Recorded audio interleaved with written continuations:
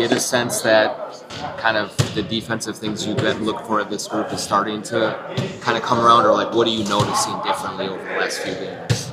I think our sense of urgency and our focus on the little things is has been better.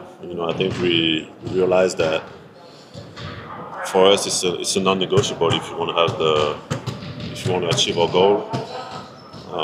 This is something that we have to do every night, regardless of who's on the floor. Did you guys need to take a few lumps first to kind of get that to settle in, do you think? Or Seems like it. Yeah. Seems like it. I think it's always good to, you come in the season with like some very high expectations, and you kind of expect things to just flow naturally, but it's a tough league. Every game is a challenge, and you have to go get it. And I think now we realize that we need to have that mindset, both defensively and offensively. That mindset to move the ball. When we do that, for us it's a recipe for success. Rudy, you guys so far this season, previous seasons, you had trouble beating teams that the team should be. This year, you've taken care of all those teams. Is there a different mindset coming into those kind of games that you noticed, or a little more business-like approach on those things? For sure, I think we are aware of our flaws as a team, and we are aware of what happens when our focus slips away, or our level of urgency slips away. So I think now it's exciting to feel that we really understand that our competition is ourselves. Our biggest competition is ourselves, and if we focus on the little things and play the way we're supposed to play as a team, which is moving the ball offensively and defensively, compete every minute, good things happen.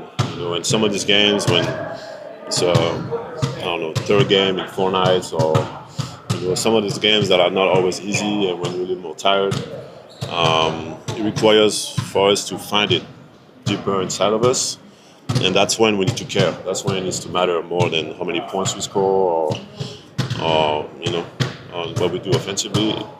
What we do to impact winning needs to always trump all these aspects of the game. I was going to say the third quarter the other night seemed like one of those moments where you're down to, you come out and you take a 20-point lead. What was present in that moment coming out of that locker room that maybe was missing years past? I think just our killer instinct, just come in and just play to destroy the team in front of us on both ends. And there's no easing our way into that. I think it's just, each individual on this team brings something different to the table, and when we all focus on doing our best in what we bring to the table, pretty good team. Rudy, with you dunking the ball a lot this year, but it also feels like you have a lot more like finesse finishes around the basket, like layups and push out. No, seriously, been like Utah, right? Thank you. It was almost all dunks there. I'm just kind of curious, like what that process has been of like developing more ways, and how effective it is. Just a lot of work, and also I think it comes with the confidence. The confidence in myself, and the confidence on coaching staff, confidence on my teammates, and just for me to let the game flow offensively. I think sometimes I've been too, oftentimes because my game requires me to be always tense, always physical, and always tough, because defense and rebounds and setting screens, it requires strength, right?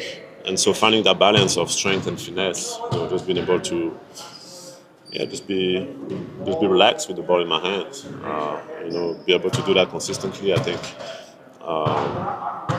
people are able to see that I can do pretty good things. Is that like a fine line kind of there? Because like a dunk is a dunk, right? You're getting the 2 points there, and if it's going to be some sort of layup or distance, it's not going to be as high as it is. I think it's just, for me, I realized that the work that I put in behind closed doors is what kind of like guides me to then when I'm on the court. If I don't overthink things flow naturally. So it's been my mindset. Just be on the court, just be present, take it one position at a time, and also be great, be the best in the world at what I do, which is obviously help this team be the best defense that we can be. Hey, Rudy, there's been times previous years where an opposing defense did not really have to pay a lot of attention to Jaden. Just he stays in the corner, isn't moving. Like now that he is so much more aggressive and involved, what does that do for the offense collectively when he's in that mode? I mean, it forces the defense to make tough decisions. When you have shooting threats like he is, scoring threats like he is, and the shooting personnel that we have around, and you have somebody like me that rolls to the basket. It forces teams to make tough decisions, and the great offensive team will find the weakness, find the right play, and I think that's where we really figure it out right now. That's why we've been so successful offensively. I think we, instead of thinking, okay, I should expect to score 30 tonight, no matter what, sometimes the team's going to take that away, and you have to make the right play, and you have a very good, talented teammate that's going to score. So, and when you do that, it's instead of scoring 100 points, 110 points, we score 140, 150, and teams are scratching their heads defensively because they just don't know how to stop us. Last year, I remember you talked about Jaden being a good trash talker on this team. It seems like the more confident he gets, the more that's kind of coming out of him. Is that kind of a boost to your guys' defense when you have not only Ant that's talking a lot, but now Jaden who is also kind of fueling that fire? I think it's great. I mean, I'm more action type of guy. If you talk and the actions follow, or if the actions are there and then you talk, it's fun. But as long as the actions are there, I'm all for it.